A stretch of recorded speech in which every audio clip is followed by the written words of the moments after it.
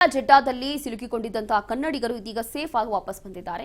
ಕೆಂಪೇಗೌಡ ಏರ್ಪೋರ್ಟ್ಗೆ ಬಂದು ಇಳಿದಿರುವಂತಹ ಪ್ರಯಾಣಿಕರು 5ನೇ ದಿನದ ಬಳಿಕ ಜೆಡ್ಡಾದಿಂದ ಆಗಮಿಸಿರುವಂತಹ ಮೊದಲ ವಿಮಾನ ಇದು. ಇಂಡಿಗೋ ವಿಮಾನದಲ್ಲಿ ಸುರಕ್ಷಿತವಾಗಿ ಮರಳಿದ್ದಾರೆ ಕನ್ನಡಿಗರು. ಜೆಡ್ಡಾದಿಂದ ದೇವನಹಳ್ಳಿ ಕೆಂಪೇಗೌಡ ಏರ್ಪೋರ್ಟ್ಗೆ ಆಗಮಿಸಿದ್ದಾರೆ.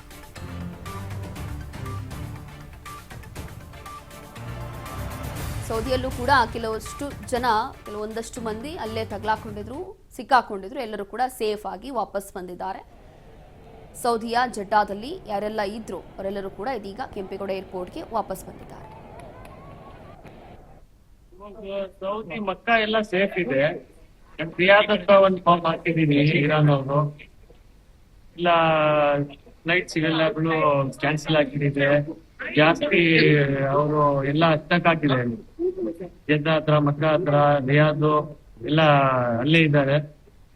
ಏನಾದ್ರೂ ಫೆಸಿಲಿಟಿ ಮಾಡಿ 20 ಮೆಂಬರ್ಸ್ ಹೋಗಿತ್ತು. 20 days ಆಯ್ತು. 3 days ಫ್ಲೈಟ್ಸ್ ಮುಚ್ಚಿದ್ದು. ಇವಾಗ ಜಸ್ಟ್ 2 days ಬಿಫೋರ್ ಫ್ಲೈಟ್ಸ್ ಎಲ್ಲ ಓಪನ್ ಆಯ್ತು. ಅಷ್ಟೊಂದು ಕ್ರೂಷಿಯಲ್ ಏನೂ ಇಲ್ಲ ಅಂತಾರೆ. ಎಲ್ಲ ಸೇಫ್ ಇದೆ. ಮೂವರಿ ನಥಿಂಗ್ ಟು ಅದೇ ಅಲ್ಲಿ ಮಿಸೈಲ್ ಸೌಂಡ್ಸ್ ಈ ತರದ್ ಏನಿಲ್ವಾ? ಆ ಕಡೆ ಸೈಡ್ ಮೆಕ್ಕಾ ಮದೀನಾ ಸೈಡ್ ಏನೂ ಇಲ್ಲ.